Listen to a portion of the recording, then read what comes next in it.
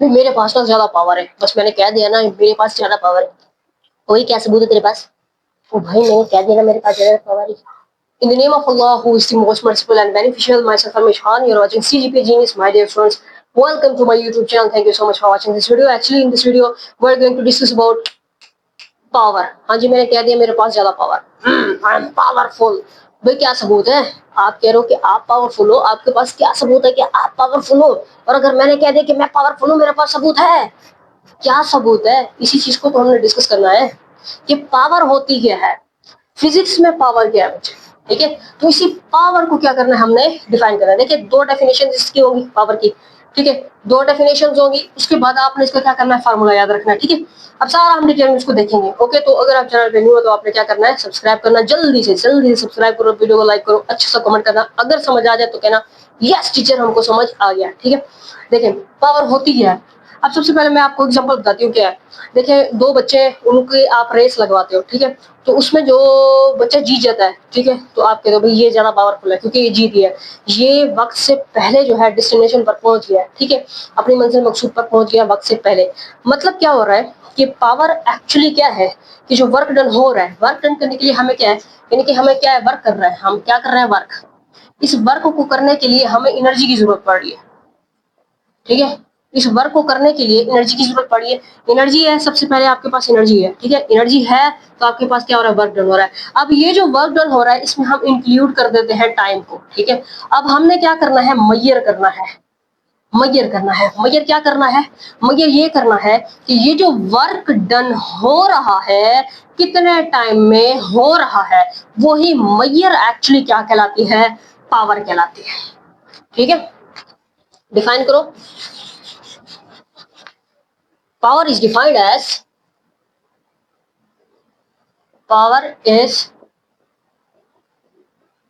defined as क्या भाई, power is defined as the time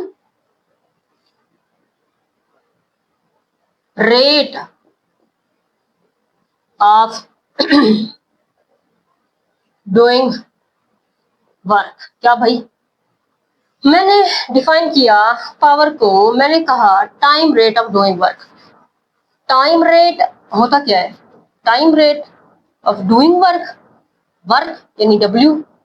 ओ भाई ये क्या होता है, पावर। ओके मान लिया, पी से क्या है, पावर, डब्ल्यू आपने कैपिटल लिखना है, इसका मतलब है ये है वर्क। टी स्मॉल लिखना है, इसका मतलब है टाइम।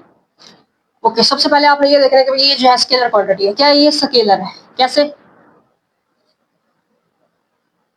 ये आपको इसी फार्मूले से पता चलेगा। देखें ये आपके पास जो वर्क है ना, ये भी स्केलर है, ये जो आपके पास टाइम है ये भी स्केलर है। ये दोनों क्या है, स्केलर क्वांटिटीज है। स्केलर क्वांटिटी ऐसी क्वांटिटीज होते हैं जिसमें सिर्फ और सिर्फ हम स्टडी करते हैं किसको, सिर्फ और सिर्फ हम मैग्नीट्यूड को स्टडी करते हैं, डायरेक्शन का कोई कंसेप्ट नहीं देते। ये भी स्केलर थी, ये भी स्केलर थी, सो दैट्स व्हाई पावर भी क्या है, स्केलर क्वांटिटी है। ठीक है, इसमें जो वेक्टर का साइन होगा वो हम नहीं लगाएंगे। ठीक है, इसमें जो वेक्टर का साइन होगा वो हम नहीं लगाएंगे। तो आपको ये पता चल गया ये स्केलर क्वांटिटी है। ये पता चल गया कि भाई ये इसका फार्मूला है। ये पता चल गया कि time rate of doing work, या फिर आप इसकी जो दूसरी डेफिनेशन है उसको आप इस तरह से आप लिख सकते हो,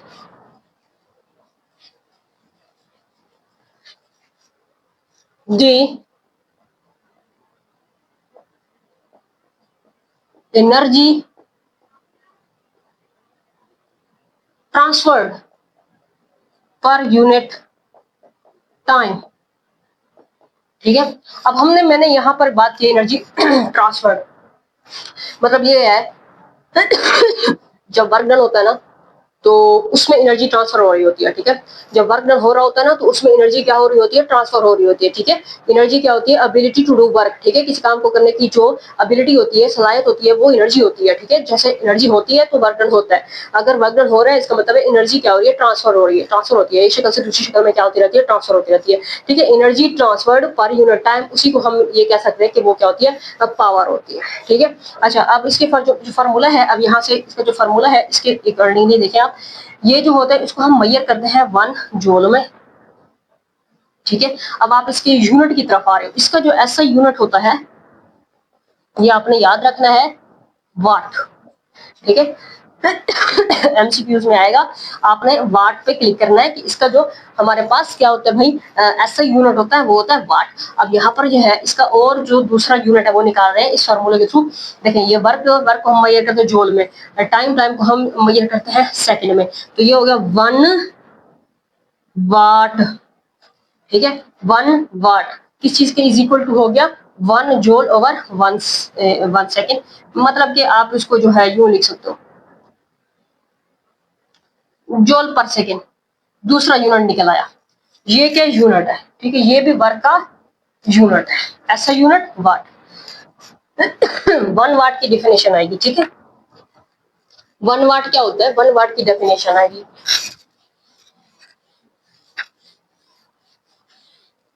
आपने कहना 1 watt is work done. 1 watt is the work done in a 1 joule per second। क्या भाई 1 watt is the work done in a 1 joule per second। 1 joule per second क्या होता है, 1 joule per second।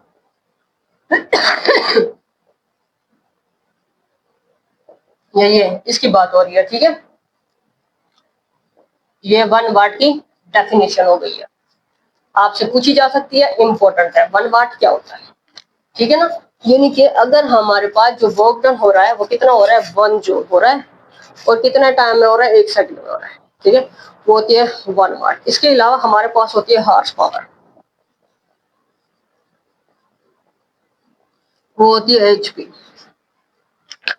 अब आपको कहा जाएगा कि भाई हॉर्स पावर के बारे में बताओ, ठीक है। तो आपने मतलब ये नहीं समझ लेना भाई हॉर्स पावर को डिफाइन करो, इसका मतलब है कि घोड़ा कितनी तेजी से दौड़ सकता है, इसका मतलब है कि हॉर्स की जो है ना वो मैं पावर बताऊं, ये ऐसा कुछ भी नहीं है, ठीक है। हॉर्स पावर का मतलब ये होता है क्या भाई कि ब्रिटिश इंजीनियरिंग सिस्टम जो है वहां पर जो पावर को मैयर किया जा रहा होता है, यानी कि जो वर्क डन हो रहा है, ठीक है, पर यूनिट टाइम में, उसको मैयर कर रहे हैं, उसको यानी जो एनर्जी ट्रांसफर हो रही है पर यूनिट टाइम में, ठीक है, उसको मैयर कर रहे हैं। पावर क्या है एक्चुअली, ठीक है, इसी पावर का जो यूनिट है वो हमने ऐसा यूनिट वाट पढ़ा है ब्रिटिश इंजीनियरिंग सिस्टम के अंदर। पावर को जो है किस यूनिट में मेजर कर रहे होते हैं, हॉर्स पावर में।